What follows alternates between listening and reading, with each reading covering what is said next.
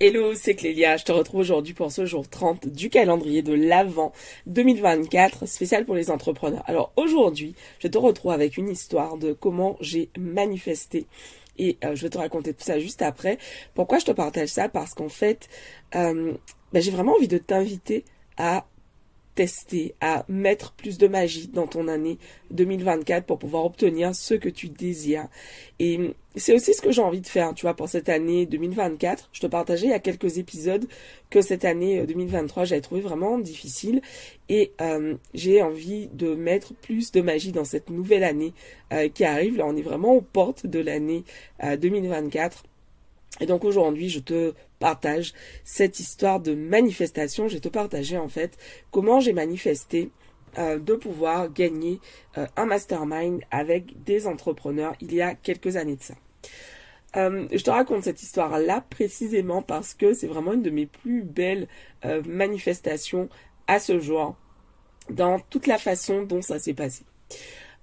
Donc c'était vraiment au tout début, à mes débuts d'entrepreneur. Et je m'étais inscrite à une formation qui est la formation qui était la Rat Race de Cédric Anissette, à laquelle j'avais participé en 2016. Et en fait, chaque fin d'année, il organise un concours, je sais pas s'il le fait toujours, mais en tout cas, à l'époque, il organise un concours pour tous les membres du programme, pour les inviter en fait à partager ce que le programme leur a apporté et ce qu'on gagnait plutôt à la fin du concours, enfin l'issue du concours plutôt, c'était en fait une place dans son mastermind avec ses partenaires.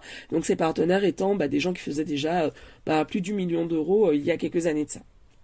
Donc je vois ça passer, je me dis oh my god, je veux participer je veux gagner plutôt cette place, d'autant plus que à ce moment-là, donc je me trouvais à Montréal et je devais rentrer en Guadeloupe exactement à la même période pour le mariage d'un couple d'amis. Donc ça tombait vraiment parfaitement. Le mastermind était juste avant le mariage et c'était pile poil à la période à laquelle je voulais rentrer en Guadeloupe. Et donc il y avait évidemment la participation au mastermind qui était incluse, mais il y avait aussi donc les frais de séjour et le billet d'avion. Donc autant vous dire que j'étais dans les starting blocks en me disant oh my god, c'est pour moi. Je l'ai vraiment pris comme un signe en me disant c'est une opportunité à saisir pour moi. Et donc, quand j'ai vu passer la vidéo, je me souviens ce jour-là, il neigeait à Montréal. Je suis sortie de chez moi. Je sais plus où j'habitais à Montréal, tiens, à cette époque, mais bon, bref. Je suis sortie de chez moi et je me suis rendue à la banque, donc pas à la banque, mais à la bank, qui est la bibliothèque de Montréal. Vraiment, oh là là, c'était le paradis, cette bibliothèque. La première fois, que j'ai découvert le rayon développement personnel. Oh mon Dieu, mais j'avais l'impression d'être à Disneyland, quoi. Bon. Je m'égare. Et donc, je sors de chez moi, je mets mon manteau rouge parce que je me suis dit, ok, il neige. Il neigeait énormément, c'était au mois de décembre de mémoire.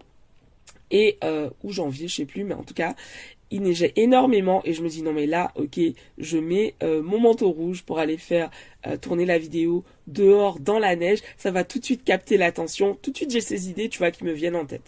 J'arrive à la banque, je pose mes affaires, je me mets dehors pour pouvoir enregistrer la vidéo, ni une ni deux, je l'envoie. Je fais partie directe de ceux qui sont sélectionnés pour la finale.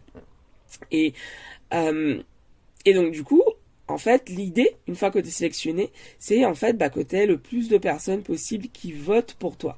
Et à l'époque, donc le vote, ça se passait de la façon suivante, c'était une adresse mail pour un vote. Et je me souviens à ce moment-là, il y a une de mes connaissances qui me dit mais Clélia, regarde, je peux te créer un système avec qui crée plein d'adresses mail, comme ça tu auras plein de votes. Et moi je lui dis non mais non merci, ça ne m'intéresse pas, je veux gagner en fait en étant honnête, je veux gagner de façon éthique, en fait c'est important pour moi. Et je me souviens vraiment de cette conversation où je refuse en fait de gagner de façon en trichant quoi en fait tout simplement. Et donc le concours se poursuit, donc moi de mon côté je fais des lives régulièrement, j'avais déjà attrapé le virus du live, je fais des lives pour dire aux gens de voter pour moi, etc. Et puis au fur et à mesure je vois un groupe de personnes qui se détachent mais très très loin devant les autres participants qui ont énormément de votes. Et là il y a un moment où qui commence à me dire non mais laisse tomber, regarde, t'as perdu et tout. De toute façon, c'est impossible que tu arrives à rattraper ces gens-là vu le nombre de votes que tu as. Mais il y a vraiment cette foi en moi qui me dit non mais Clélia, continue, vas-y à fond. Et là, vraiment, je me connecte à tout ce qui est possible de faire. Et je te partage ça aussi pour que tu vas noter ces différents moments, parce que quand on manifeste quelque chose que l'on désire, il y a toujours ce moment où on a le mental qui prend le dessus et qui va nous faire croire en fait que c'est pas possible, qu'on a perdu ou qu'on va pas y arriver en fait. Donc là, tu vois, ça c'est ce moment. Et où en fait je me dis non, je choisis d'y croire, et tous les jours en fait j'avais écrit dans mon journal de manifestation dont je vous ai parlé il y a quelques semaines, j'avais écrit dans mon journal pardon ce que comme si je recevais un message en fait du mec qui organisait le concours, et tous les matins je lisais ça en me disant j'ai gagné, vraiment en ressentant toutes ces émotions qui étaient voilà que je ressentirais en ayant gagné. Je me connais, je reçois un mail me disant que j'ai gagné ce truc là, je serais en train de sauter, en train de crier. Donc tous les matins avant de partir au boulot, j'étais dans ma chambre, je me souviens, j'habitais dans un basement à Montréal, et c'était mon premier appart en solo à Montréal. Et donc tous les matins, j'étais dans mon basement en train de sauter, de crier, de dire yeah, j'ai gagné, oh my god. Et je partais travailler. Et donc à ce moment-là, quand je vois justement les votes, les gens qui sont bien plus loin que moi, en fait, je me dis ok, je vais écrire un mail comme si en fait je recevais un mail, plutôt comme si j'envoyais un mail à mes amis, à mes proches pour dire que j'ai gagné la place au mastermind. Et vraiment, j'ai écrit le truc dans la vibe avec exactement la façon dont j'aurais pu le faire. Sauf qu'en fait, à la base, j'avais juste écrit le mail pour pouvoir le garder dans mes brouillons. Et en fait, sauf que machinalement, j'ai appuyé sur envoyer. Et j'ai pas fait gaffe en fait. C'est plusieurs heures plus tard, je reçois un message d'un de mes meilleurs potes qui m'envoie waouh, Clé, c'est un truc de ouf, t'as gagné et tout, machin. Je me dis mais de quoi il parle? Et puis là tout de suite, tu vois, je recolle les morceaux, je me dis what?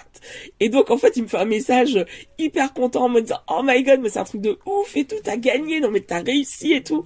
Et franchement, c'était assez dingue. Et ce que j'ai fait, c'est que je lui ai rien dit. J'ai pas dit non mais en fait, tu vois, j'ai écrit le message pour me hyper, je l'ai envoyé par hasard. Pas du tout. J'ai en fait laissé. Et en fait, j'ai remercié. Je dis ah merci beaucoup, je suis trop contente et tout. Et je me suis dit bon, écoute, après voilà, peu importe ce qui se passe. Je pourrais toujours dire autre chose après, mais là en fait, je choisis de rester dans cette énergie.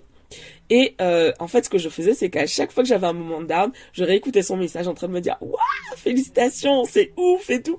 Et franchement, direct, à chaque fois, ça me hypait, ça me remettait dans une énergie de dingue. Donc on arrive au dernier jour du concours. Je suis toujours dernière, enfin pas dernière, mais du coup parmi je suis pas en pole position quoi. Clairement, il y avait 3 places à gagner de mémoire. Je suis pas du tout dans les premiers. Les premiers se détachent très largement de nous autres, et je me dis bon écoute, je sais pas qu'est-ce qui peut se passer, je continue à fond. Là je fais des choses que j'ai jamais faites, je contacte absolument toutes les personnes de mon réseau. J'envoie des mails à des gens qui étaient à la fac avec moi, en école de commerce avec moi. J'envoie des mails à d'anciens collègues de mes anciennes entreprises en France. J'envoie des mails vraiment à tout le monde. J'en parle à tout le monde, à toutes les personnes que je connais, que je croise à Montréal. J'en parle à mes amis. Je leur demande de dire à leurs amis de voter pour moi. Je fais des lives, et là, en sortant du boulot ce jour-là, je me mets en mode marathon live. Je me souviens, j'étais c'est quoi le nom de cet endroit encore à Montréal? Square Victoria, à la station Square Victoria, parce que c'était là que je travaillais. Et en fait, il y avait un hall à la sortie du métro, et je passais par un hall avant d'aller dans les bureaux de mon entreprise en intérieur. Et donc, à chaque fin de journée, je venais là pour faire mes lives, parce que l'endroit était canon, et que ça faisait de bons fonds pour pouvoir faire mes lives. Donc, j'étais là, en fait, pendant je sais pas combien d'heures, en train de faire un live pour pouvoir promouvoir en fait inviter les gens à voter pour moi. Et j'étais en live, chaque fois que je voyais quelqu'un que je connaissais qui se connectait au live, je disais à la personne et toi, en nommant la personne, tiens, clique sur le lien, vote pour moi, partage autour de toi. Enfin vraiment, j'ai hypé la terre entière ce jour-là pour que un maximum de personnes puissent voter pour moi, et jusqu'à ce que les inscriptions ferment, parce que comme je te l'ai dit, j'étais à Montréal, donc 5 heures de décalage, ça ferme à minuit, donc j'ai arrêté en fait mon live à je pense 19h au Québec.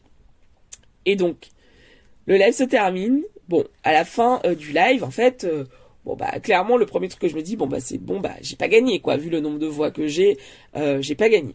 Mais je me dis en tout cas, je sais pas, je continue d'y croire, je continue de lire le truc, mon journal d'affirmation. Je continue de me dire en fait que même si voilà, même si de prime abord je suis pas dans les premiers, mais on sait jamais en fait, je ne sais pas ce qui peut se passer. Et donc je continue en fait d'être euh, j'ai vu les gens dire ça sur TikTok en ce moment, en mode délulu, quoi, tu vois, genre, je poursuis dans mon truc, j'ai gagné, même si, de façon tout à fait rationnelle, bah, j'ai pas gagné par le nombre de votes, mais je continue de lire, mon journal de visualisation, je continue de me hyper avec le message de mon pote qui me dit, non, mais c'est génial, Clé, t'as gagné et tout. Et donc, le jour des résultats arrive, et là, j'ai gagné. Je reçois vraiment un mail me disant que j'ai gagné en fait ma place pour pouvoir participer à ce mastermind.